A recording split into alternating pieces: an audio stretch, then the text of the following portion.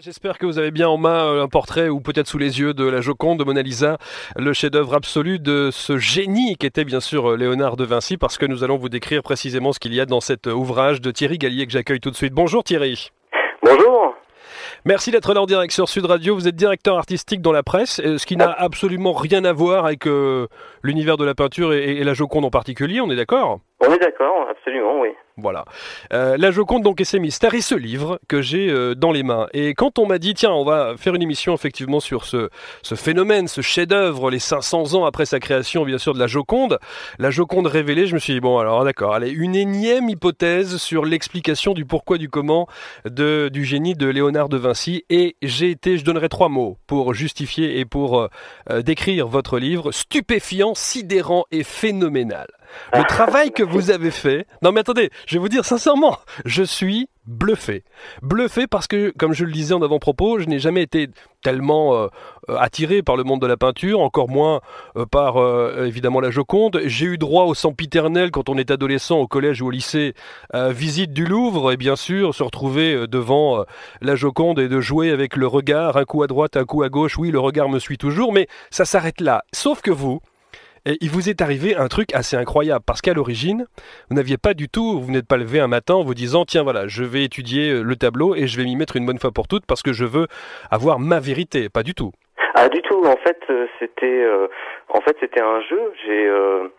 J'ai pas non plus de passion particulière pour la Joconde au départ, et par jeu en fait j'ai affiché la Joconde au mur de mon bureau, en me disant que j'allais réfléchir à essayer de trouver le mystère, enfin ce qu'il y avait dans la Joconde depuis 500 ans.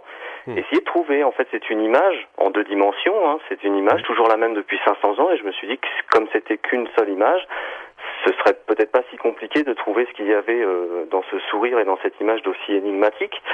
Et j'ai cherché, et en regardant en fait le paysage de fond, vous avez le paysage derrière Mona Lisa, et la partie droite et la partie gauche du paysage, et le paysage à droite est plus haut que le paysage de gauche. Alors on va rentrer dans le détail dans une seconde, parce que je voudrais quand même, j'espère que tous ceux qui écoutent l'émission ont le portrait justement de Mona Lisa sous les yeux, parce qu'on va essayer de décrire ça au fur et à mesure. Mais avant cela, vous savez qu'il y a quand même des gens qui disent que votre ouvrage va changer un petit peu la vision que l'on avait effectivement de la Joconde, que c'est plus qu'un livre, c'est carrément une thèse. Est-ce que vous êtes conscient de ça ?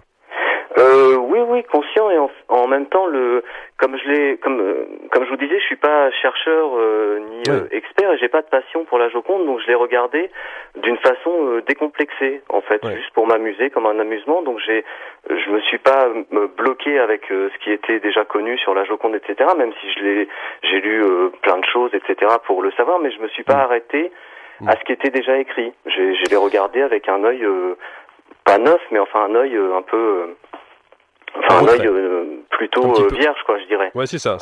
Alors, on se met en situation. On est dans votre bureau, en face de vous, il y a le portrait de la Joconde. Et là, évidemment, vous allez vous lancer dans un truc parce qu'il y a quelque chose qui vous attire. Et vous décidez, vous faites un petit geste qui est assez étonnant, je trouve. C'est qu'une fois que vous avez le portrait dans les mains, vous placez votre main, comme ça, sur l'arête du nez de la Joconde et vous divisez en deux, justement, le portrait de la Joconde droite-gauche. Et là, vous faites une première découverte.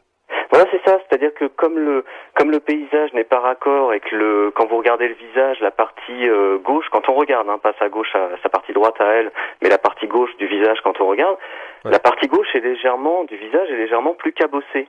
C'est léger, c'est très léger, mais il y a des petites bosses, Et en fait, ce paysage qui n'était pas raccord, plus cette différence dans le visage, effectivement, j'avais une photo de la Joconde sur mon bureau, j'ai posé la main sur l'arête du nez, et j'ai basculé ma main, en fait, comme vous voyez, une porte de saloon, une porte basculante. Exact, absolument. J'ai vu qu'à droite et à gauche, le visage n'était pas le même. C'est pas le même. Donc ça veut dire que ça n'est pas la même femme. C'est la même personne, c'est Mona Lisa, mais à 2 âges différents, c'est-à-dire qu'entre la partie droite du visage et la partie gauche du visage, il y a à peu près 5 ans d'écart. Non seulement il y a une différence d'âge, mais il y a aussi une différence d'âme, enfin d'état d'esprit. C'est-à-dire qu'à droite, elle est souriante, elle est plutôt sereine. À gauche, c'est un sourire un peu plus triste. Elle est un peu abattue, elle est un peu triste, etc. Et je me suis dit, c'est pas la même. Donc j'ai pris une règle, un cutter, j'ai coupé dans le sens vertical le tableau en 2. Dans le sens vertical, au niveau, vous voyez, il y a une raie au milieu de ses cheveux. Absolument. J'ai coupé le tableau à ce niveau-là en 2. J'ai séparé les 2 parties. Et là, j'ai vu que c'était pas la même Mona Lisa. C'est-à-dire qu'il y a 5 ans d'écart entre la partie droite et la partie gauche. Voilà, 2 femmes, 2 corps, 2 émotions dans un même corps. C'est ça, c'est-à-dire qu'à droite, elle est sereine, elle est heureuse. Ouais. À gauche, elle est plutôt triste, elle a la tête qui rentre un petit peu dans les épaules, elle est un petit peu, les cheveux sont décoiffés. À droite, les cheveux sont très très bien coiffés, très droits, très raides. À gauche, les cheveux sont un peu emmêlés, etc. Il y a 5 ans d'écart entre la partie droite et la partie gauche. Et c'est, à mon avis, ce qui expliquerait le mystère du sourire de Mona Lisa. Ouais. Puisqu'on demande toujours si elle sourit ou si elle ne sourit pas, je dirais qu'elle sourit et elle ne sourit pas. À droite, elle sourit. À gauche, c'est un début de sourire, c'est un sourire un peu triste. Donc elle sourit, elle ne sourit pas. Et je crois que c'est ça qui crée le trouble dans le sourire de la Joconde. Bon, alors vous allez me dire, ceux qui nous écoutent nous disent, oui, bon, d'accord, ça c'est un premier état de fait, c'est une première analyse, mais vous allez voir qu'au fur et à mesure, la révélation, en tout cas la manière dont Léonard de Vinci aurait pu effectivement créer Mona Lisa, ce portrait de la Joconde, eh bien va se révéler complètement à Thierry Gallier. Et alors, vous avez une manière dans votre livre de décrire tout cela, c'est-à-dire qu'on se croirait dans un bon polar, quoi. C'est-à-dire qu'on vit avec vous heure par heure, hein.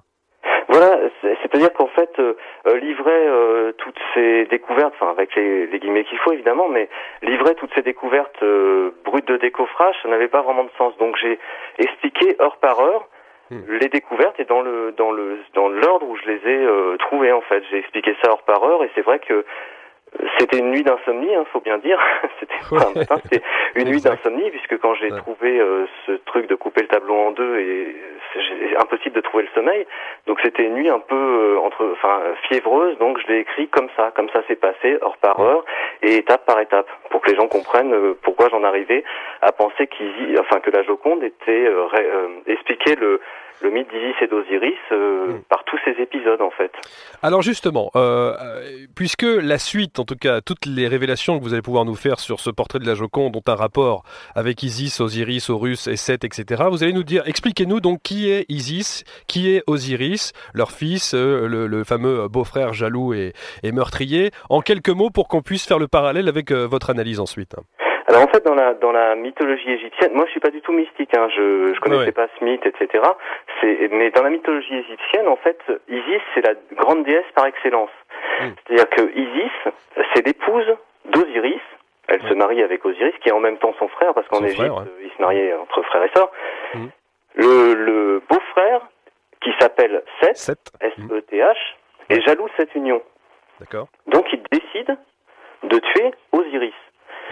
Il crée un subterfuge, c'est-à-dire qu'il fabrique un coffre en disant celui qui peut rentrer dans ce coffre, je lui offre le coffre. Osiris rentre dans le coffre, en fait c'était un piège, il referme le coffre et il jette ce coffre dans le Nil pour se débarrasser. Sa femme, Isis, part à sa recherche. Le corps entre-temps a été découpé en 14 morceaux. Isis trouve 13 des 14 morceaux.